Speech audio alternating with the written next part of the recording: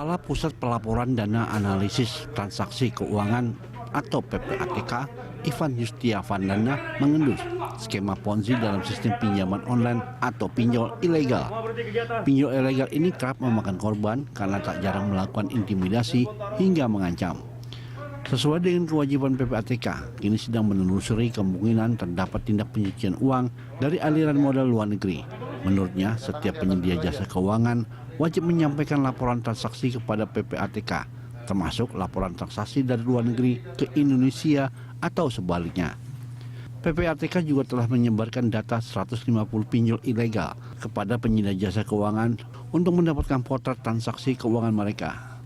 Direktur Tindak Pidana Ekonomi Khusus Brigjen Pol Helmi Santika mengungkapkan salah satu tersangka yang kini sudah ditangkap berinisial JS. JS merupakan warga negara asing asal Tiongkok. JS diduga mengelola sejumlah aplikasi pinjol ilegal yang beroperasi di Indonesia. JS diketahui melakukan berbagai hal untuk aktivitas pinjol ilegal, mulai dari mengurus visa pelaku warga negara asing hingga mencari MBWP untuk digunakan sebagai modus koperasi simpan pinjam. Bareskrim dan seluruh jajaran yang menangani ini masih melakukan memilah-milah ada berapa sih laporan atau ada berapa sih peminjam yang tercatat dan terdata. Kenapa? Karena kita juga masih sedang dalam mengeksplor perangkat elektronik yang kita sita. Dan ini kan belum keluar, sehingga kita belum bisa menyimpulkan bahwa satu KSP punya peminjam sekian banyak. Bayangkan, ini saja tadi yang sudah disampaikan ada 95 KSP fiktif. Kepala Pusat Pelaporan dan Analisis Transaksi Keuangan atau PPATK, Ivan Yustiavandana menambahkan, besar kemungkinan modal pinjol ilegal berasal dari berbagai kegiatan ilegal seperti penjualan narkotika dan pertambangan ilegal. Ia menuturkan sejatinya pinjol dilaksanakan secara bertanggung jawab dan mengikuti aturan. Tim Liputan Berita 1.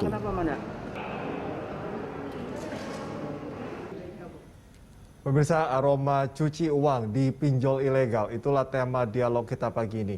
Dalam beroperasi pinjol ilegal, apakah terdapat tindak pencucian uang dari aliran modal luar negeri?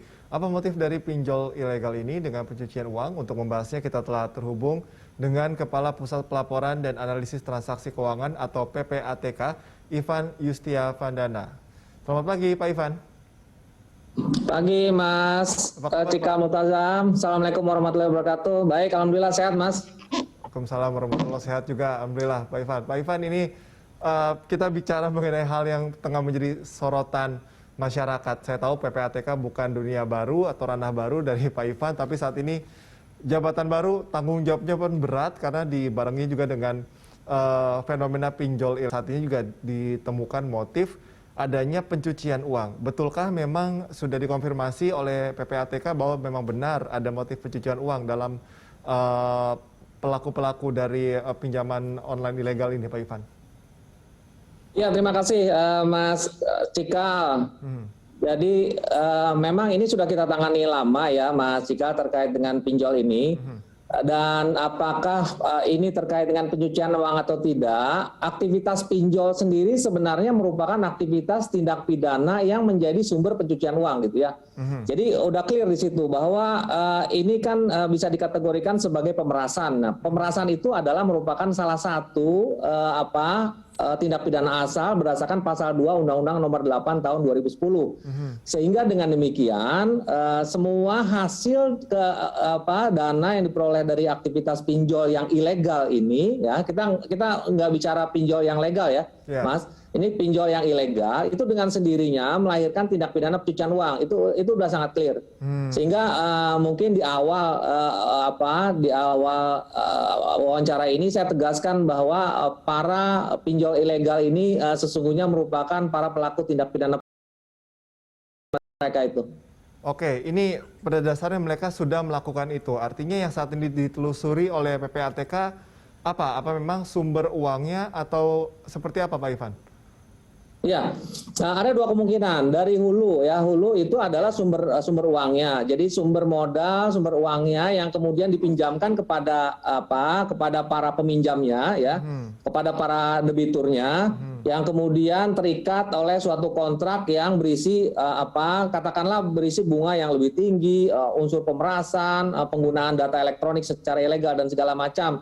Itu bisa saja sangat bisa dimungkinkan uangnya juga berasal dari aktivitas yang ilegal ya, aktivitas kriminal ya, hasil narkoba kemudian dijadikan modal untuk melakukan pinjol ilegal untuk kemudian dipinjamkan kepada para debitur.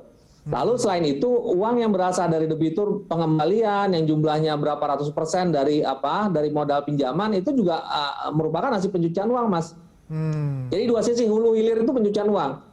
Oke. Ini yang dikatakan atau tren kini dibilangnya skema Ponzi ya?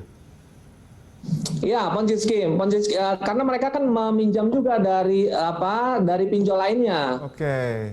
Jadi dari sumber modal lainnya. Jadi mereka juga terikat, para pinjol ilegal ini terikat komitmen dengan pinjol ilegal lainnya untuk membayar hutang mereka kepada pinjol yang ilegal yang mereka pinjami uang.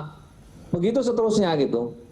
Jadi mereka dikenakan bunga dari pelaku pinjol lainnya untuk kemudian mereka bebankan bunga tersebut kepada para debiturnya, pada para nasabahnya. Oke, pembandingnya seperti apa, Pak Ivan? Ketika memang ini bunga yang normal dan ini yang memang sudah dilakukan pencucian uang, perbandingannya seperti apa perbedaannya? Ya, kita akan memahami kan kalau perhitungan bunga kan sudah mengikuti asas yang disampaikan oleh Bank Indonesia untuk kemudian diinterpretasikan oleh teman-teman perbankan. Jadi mekanisme penentuan bunga itu sudah clear. Tapi kalau yang terjadi dalam mekanisme pinjam-meminjam di sisi pinjol ini kan kita bisa katakan pengenaan bunganya suka-suka para pelaku pinjol ilegal tadi, Mas. Tapi perlu dipahami ya, pinjol sendiri sebenarnya maksudnya baik ya. Hanya kemudian eksesnya ada para pelaku yang memanfaatkan kemajuan teknologi informasi ini dengan membentuk pinjol secara ilegal di luar mekanisme hukum yang berlaku untuk kemudian memberikan dampak negatif terhadap masyarakat.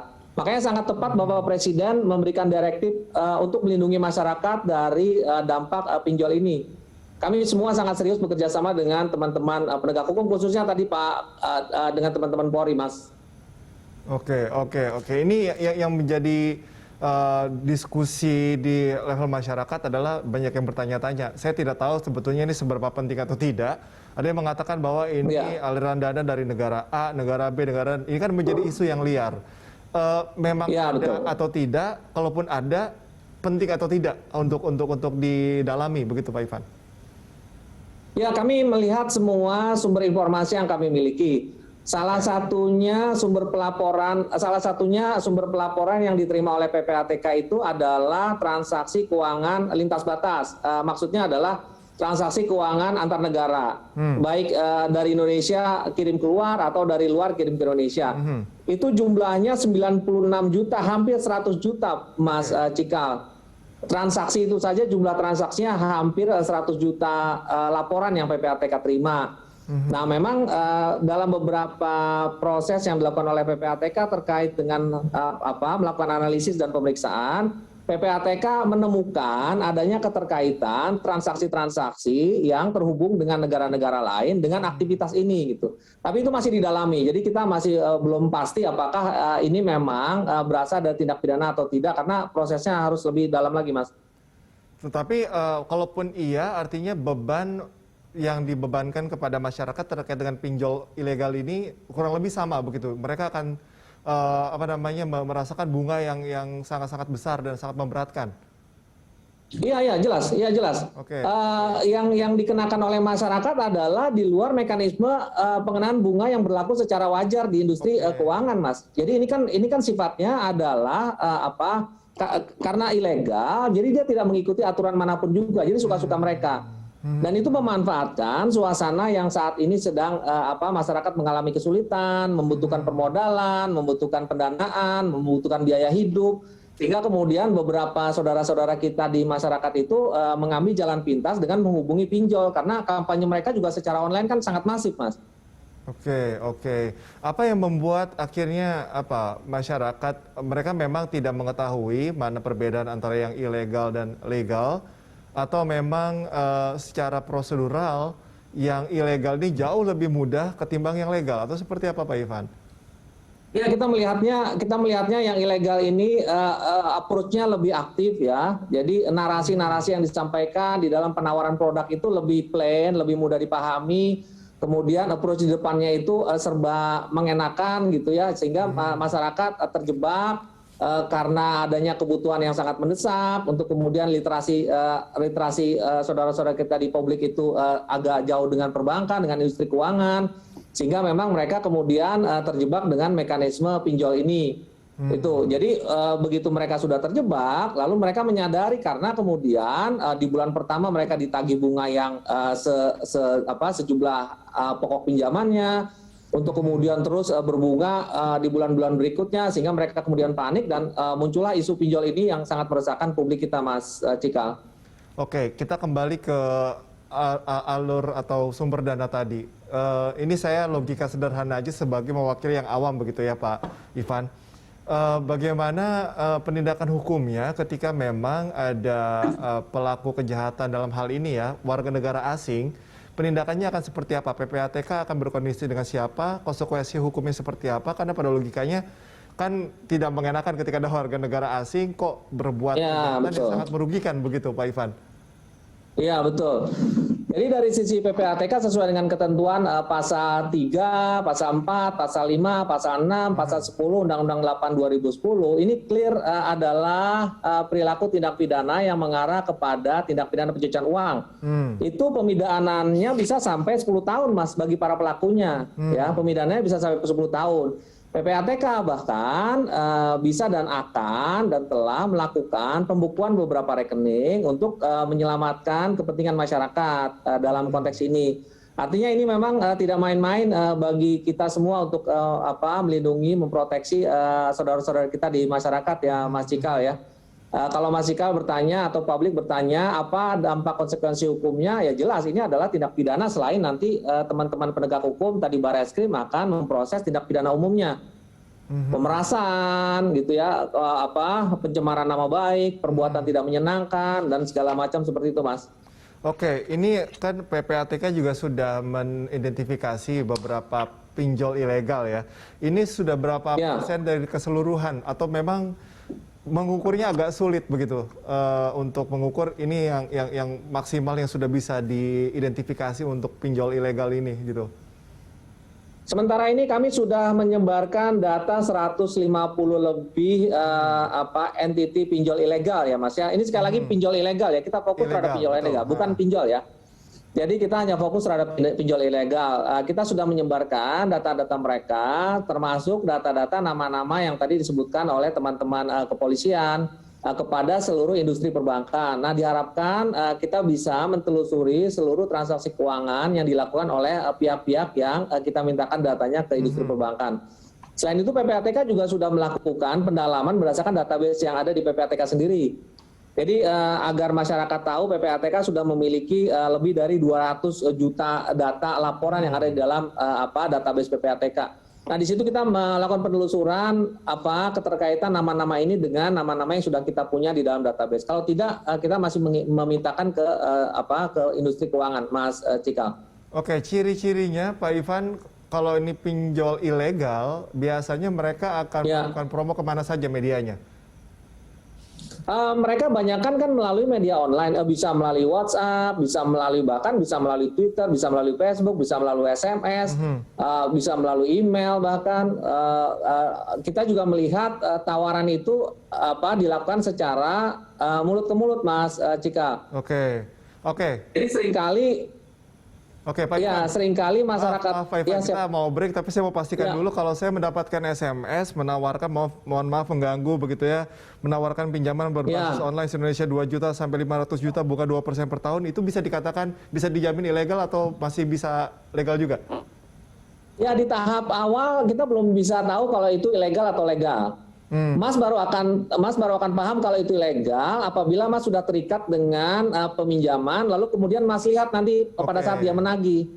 Oke. Nanti dia akan meneror Mas kan, atau pengenaan bunganya bisa jauh lebih tinggi dibandingkan dengan bunga yang berwakil secara wajar di industri keuangan. Oke. Kita akan breakdown lagi bersama Pak Ivan di segmen selanjutnya, Pak Ivan, dan pemirsa tetaplah bersama kami di Morning Talk.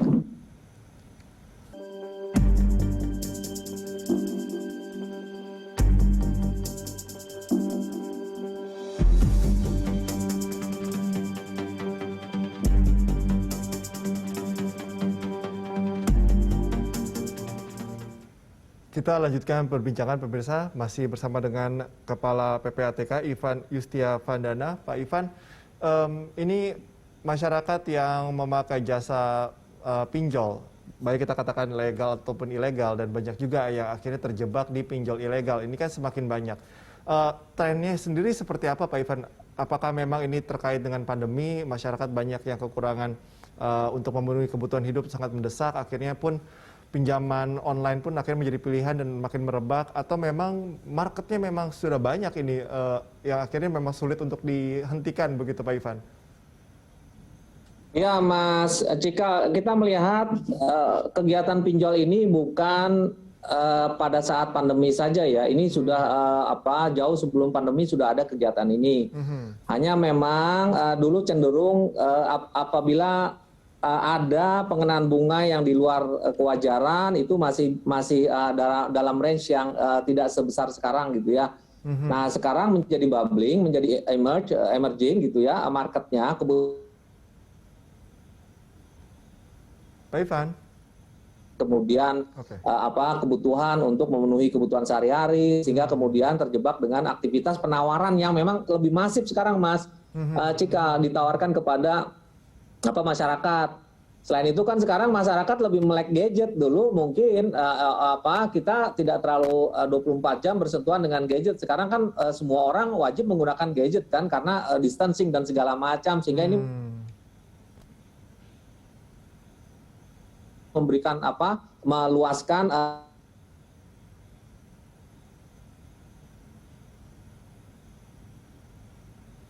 kemungkinan bisa memperoleh nasabah gitu. Apalagi narasi-narasi yang dipergunakan kan narasi-narasi yang segalanya serba mudah dan serba mengenakan kan? Iya, sangat membuai ya. Sangat membuai. Tanpa agunan, bunga rendah dan segala macam seperti itu, tapi ada masyarakat. Nah, ini begini Pak Ivan, ketika masyarakat mereka menerima tawaran begitu ya. Pasti kan mereka sudah berhitung, oh kalau saya bayar lancar ini akan selesai dengan baik kok begitu, meskipun ini ilegal. Tapi perhitungannya begitu ya, ini mungkin tidak sih selesai dengan baik itu meskipun kita bayarnya lancar, atau memang semacam ada jebakan begitu?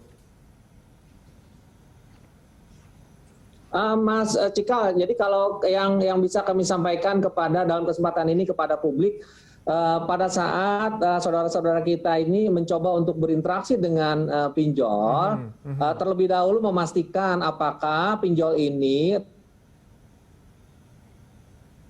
terdaftar di OJK ya. Apakah pinjol ini adalah pinjol yang legal berdasarkan pengumuman dari lembaga-lembaga yang memang bertugas untuk melakukan pengawasan dan pengaturan terkait dengan pinjol ini. OJK sudah mengeluarkan POJK 77 tahun 2016, itu sudah clear. Tata cara penagihannya seperti apa, kemudian yang diatur terkait dengan mekanisme kegiatan pinjaman online. Jadi saran kami memang sebelum menyelesaikan akad pinjam meminjamnya, terlebih dahulu memastikan lembaga pinjol ini adalah lembaga yang memang kredibel. Jangan lihat angka dan enaknya diskusi di depan gitu, mendingan diskusi dulu dengan lihat dulu dari sumber-sumber yang sah di pemerintahan dalam hal ini OJK untuk melihat apakah Pak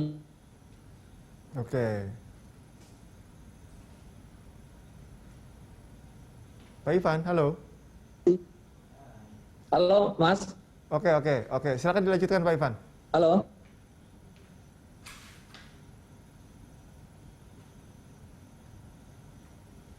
Halo Pak Ivan. Pemirsa, nampaknya kami mengalami gangguan sinyal. Halo Mas ya, putus Oke, ya. Pak Ivan Halo, Mas. masih bisa mendengar suara saya Pak Ivan ya? Halo Pak Ivan. Pak Ivan. Putus ya Mas ya. Oke. Ya Mas, sepertinya- saya dengar. Ya, kita ada gangguan Halo, sedikit. Mas. Ada sedikit gangguan sinyal, tapi masih bisa mendengar suara saya dengan jelas ya Pak Ivan. Iya iya.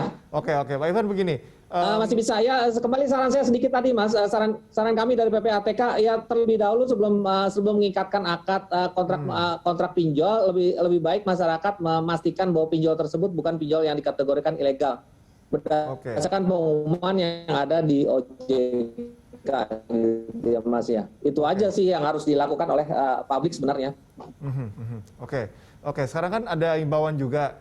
Kalau yang sudah membayar udah selesai, jangan mau dibayar lagi. Itu memang sudah tindakan yang tepatkah sekarang ini? Untuk yang ilegal ya, Pak Ivan? Gimana Mas Cikal? Saya kurang mendengar. Sekarang sudah ada himbauan juga begitu kan untuk yang sudah terjerat pinjol ilegal, sudah jangan dibayar lagi, biarkan saja. Itu memang sudah langkah yang paling tepatkah untuk saat ini? Saya tidak bisa memberikan tanggapan atas itu ya Mas ya. Yang paling penting bagi kami adalah kami memastikan bahwa aktivitas pinjol ini sudah melanggar ketentuan peraturan perundang-undangan yang berlaku, khususnya ketentuan Undang-Undang Nomor 8 Tahun 2010. Sudah pasti mereka adalah pelaku tindak pidana pencucian uang. Oke. Lalu bagaimana kalau kita bicara mungkin langkah ke depannya, langkah antisipatifnya begitu, karena kita tidak tahu juga kan, terutama kondisi pandemi ini akan berlangsung berapa lama, kesulitan ekonomi masyarakat akan seperti apa, antisipatif ke depannya yang paling strategis seperti apa, Pak Ivan? Ya, antisipasi dari sisi kami adalah kami berusaha secepat mungkin mendapatkan seluruh data terkait dengan pinjol ini, bekerja sama dengan seluruh stakeholder terkait, khususnya teman-teman di Kepolisian RI, agar aktivitas pinjol ini bisa segera kita atasi dengan baik ya. Untuk kemudian Kominfo juga sudah melakukan pekerjaan sangat banyak terkait bagaimana penyebaran informasi terkait dengan pinjol ilegal ini bisa dibatasi atau bisa sama sekali ditiadakan gitu, Mas Cikal. Oke, baik Pak Ivan, terima kasih atas Ya, kita berharap pandemi akan segera selesai ya Mas Cikal ya. Oke, kita juga harapkan tidak terjadi lagi hal-hal yang membuat miris begitu ya terkait dengan pinjol ilegal ini. Terima kasih Pak Ivan, semangat selalu dan sehat selalu. Sama-sama, terima kasih Mas Cikal Multajam, terima kasih banyak. Assalamualaikum warahmatullahi wabarakatuh. Selamat pagi Mas. Waalaikumsalam warahmatullahi wabarakatuh. Dan pemirsa, jangan kemana-mana, usai jeda Good Morning Jakarta akan segera kembali.